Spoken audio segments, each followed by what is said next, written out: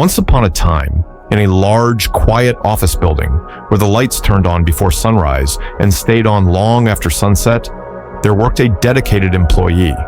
He wasn't the loudest person in the room. He wasn't the one seeking attention or praise, but he was reliable, consistent, always present. Every morning he arrived before most people. His coffee barely touched his lips before emails began piling up, deadlines tightened, and responsibilities stacked one on top of another. He worked through meetings that could have been emails, handled tasks that weren't even in his job description, and fixed problems no one wanted to claim.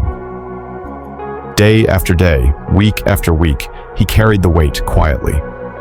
From morning until late evening, he labored tirelessly, reviewing reports, answering calls, solving urgent issues that were suddenly labeled critical.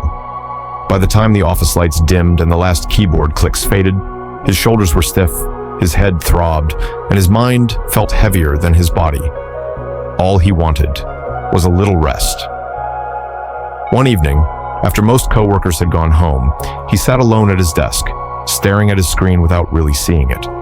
He leaned back in his chair, closed his eyes, and let out a long, tired breath. "I've worked so hard today," he thought to himself. "Maybe tomorrow I'll take it a little easier. Just a small pause, just a little breathing room."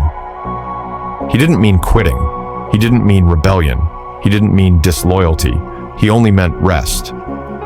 At that moment, a coworker passed by.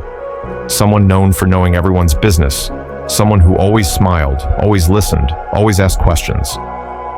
"You look exhausted," the coworker said. "Everything okay?" And in a rare moment of vulnerability, the employee spoke honestly. "I'm just tired," he said. "I've been pushing myself non-stop. I think I might talk to management tomorrow and ask for a lighter workload. I just need a little time to recover." The coworker nodded sympathetically. They listened carefully. They seemed understanding. Then they walked away. But instead of respecting that moment of trust, instead of letting those words rest where they belonged, they carried them, changed them, and passed them on. Later that day, the coworker leaned toward another employee near the copy machine.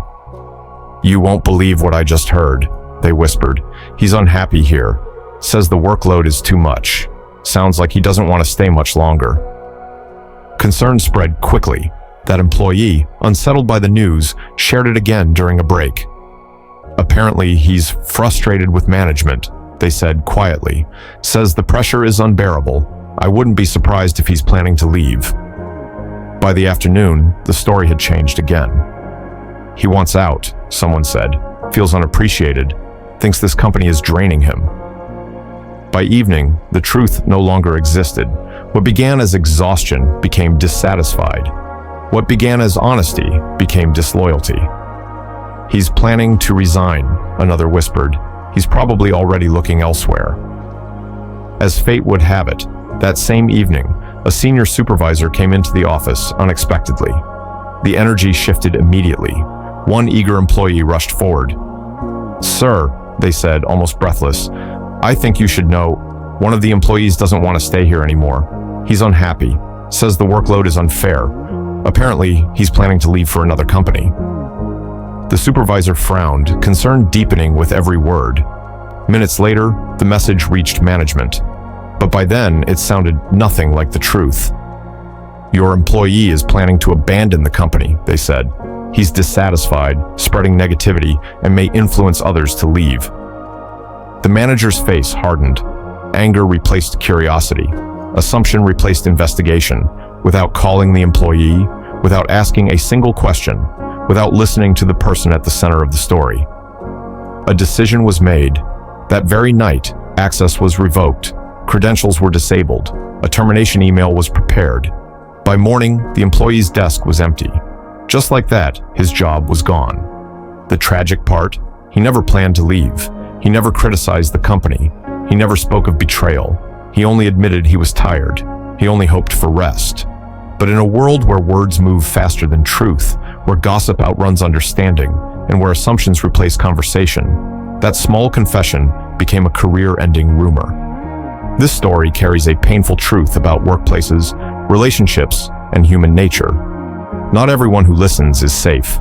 Not everyone who smiles means well. Some people don't hear your words. They reshape them. They exaggerate them. They weaponize them. Your exhaustion becomes weakness. Your honesty becomes dangerous. Your vulnerability becomes ammunition. This is why wisdom matters. Not everyone deserves access to your inner world. Not everyone should hear your fears, your doubts, your private thoughts, especially in environments driven by competition, status, and survival. Your thoughts are valuable. Your struggles are sacred. Your plans deserve protection. Sharing too much, too soon, or with the wrong person can turn trust into regret. So guard your heart. Be intentional with your words. Choose silence when clarity is not guaranteed, because sometimes silence is not weakness. Silence is wisdom. And often, silence is safer than careless speech. If this message touches you, if it teaches you something important, please do me a favor. Subscribe to Awaken Greatness. Like this video as a commitment to your growth. Share it with someone who needs this reminder, because greatness awakens the moment you stop sharing too much about yourself.